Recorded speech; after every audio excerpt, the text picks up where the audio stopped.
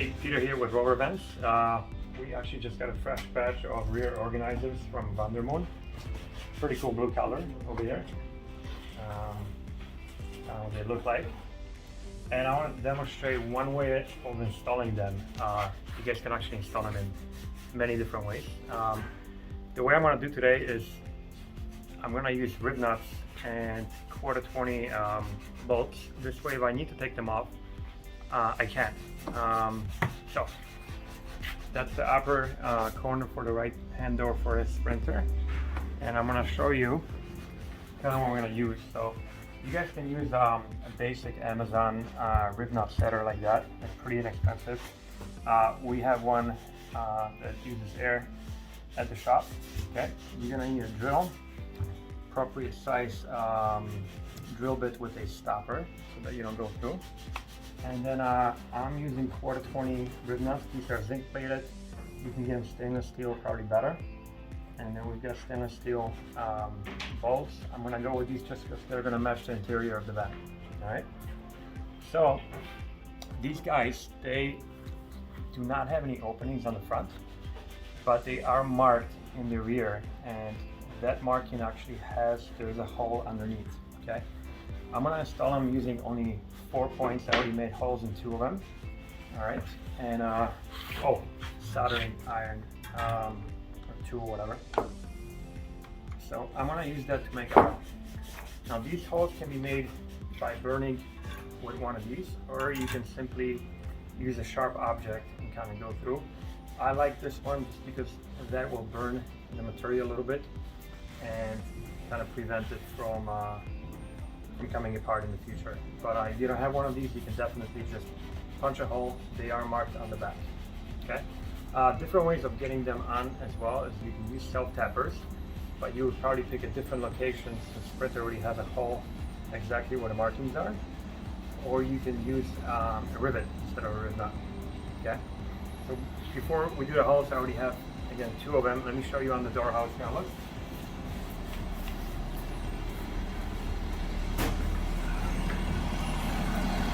So on the Sprinter, you already have these holes, correct? We're gonna have to make them a little bit bigger if there's no Rivet-Nuts that actually work with the openings on the Sprinter. If you ever worked on one, you probably know that already. But these are going to basically correspond with the hole. That's how it's gonna go on. I'm gonna go with just 4 that I think is gonna be plenty. Okay? Cool. So let's make 2 more holes in here.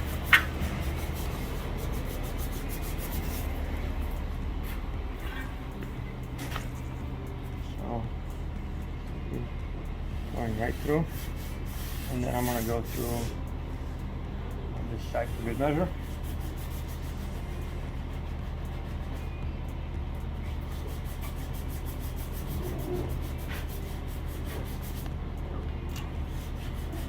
Okay, so pretty good size holes in there. Actually, you do one of these. I make them pretty tight, but then put it right in there.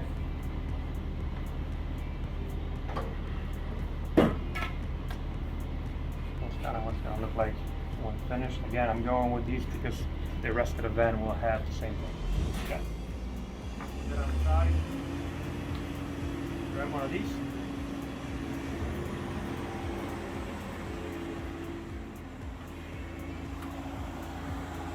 So I removed the insulation from here. We still have a little bit of headline, but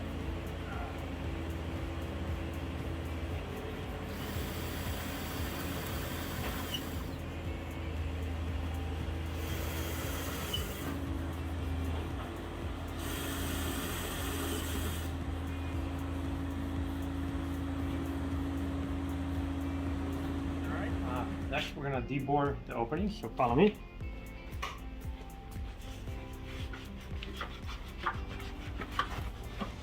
So basically here, you want to clean up all the edges. Off. If you ever installed an adventure wagon kit, it's kind of a similar process. And if you're building a van, doing a DIY, probably familiar with that as well.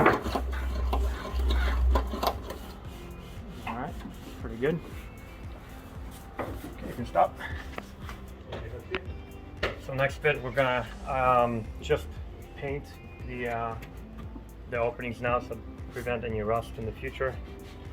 So I've had some Rust-Oleum paint in here.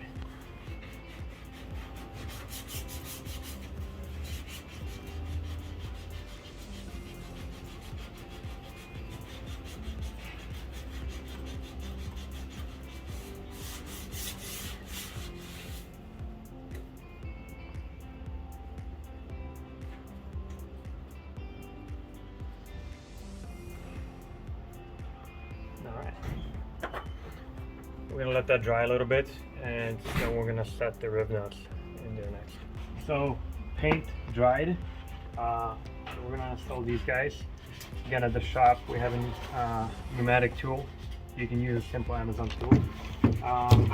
We kind of like to use Loctite on these guys too, just to prevent them from spinning.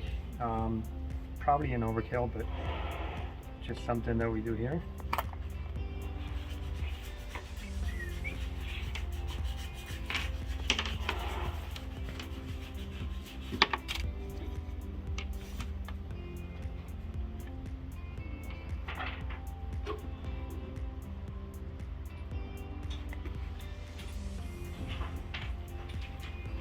With that, we'll do.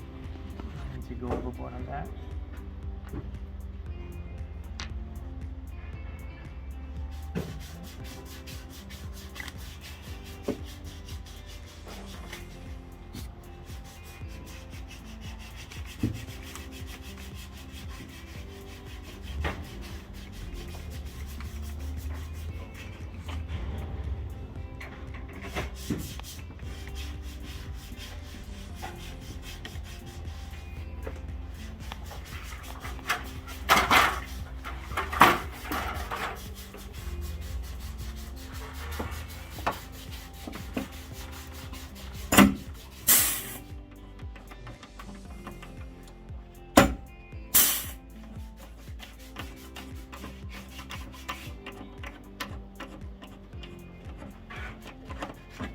There you go. You got 1 of 4. So we probably don't need to film all 4 of them, right? Mm-hmm. Good. Cool. So we got 4 of them done, right? So we're gonna restore installation. So at Rover vans, we actually pre-cut on a CNC all the insulation. We have this actually new automotive specific stuff. Really, really nice type R value. We also fill in a little bit with Hevlock in all the corners. That will keep the van nice and warm, but more importantly to me anyway, nice and quiet. It changes the weight that the van rides. It doesn't ride like a big metal construction van. It rides more like a nice luxury car. So anyway, so yeah, these guys will come here. I'll make sure you got it. Fit. And grab a number 4 torch.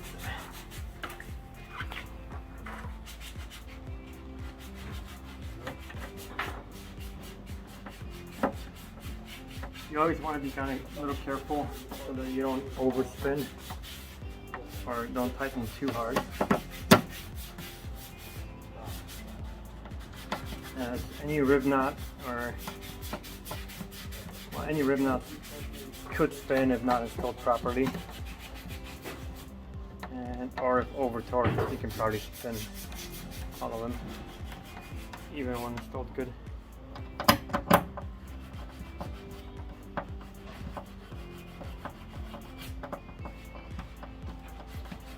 Cool, so done. Again, probably the hardest method of installing it. I like the look with the bolts this way, and then you can take them off. Other than that, I mean, she's sitting pretty tight. You could do 2 more in here, but I think it will be way overkill. Anyway, you can put stuff in there. I think it looks like really cool. Especially like the blue color with the pebble gray printer. So Anyway, so that's the upper one installed. We might make a video for the rest of them. I don't think we need to, but if there's any different parts, then or any different things that we need to address, we'll make more videos.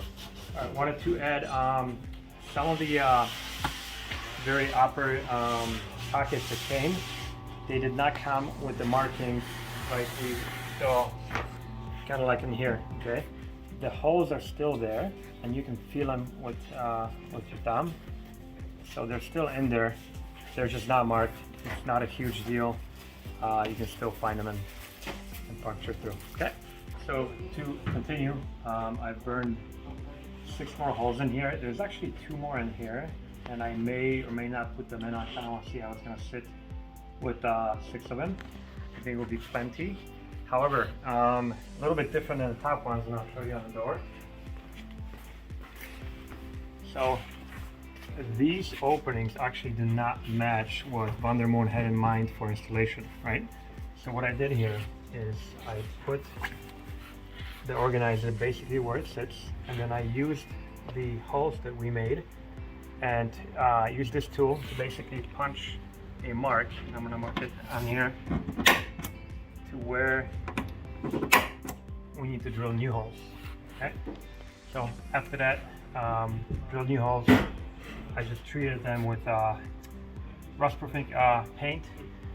These new ones, you can tell they're coming up here and here.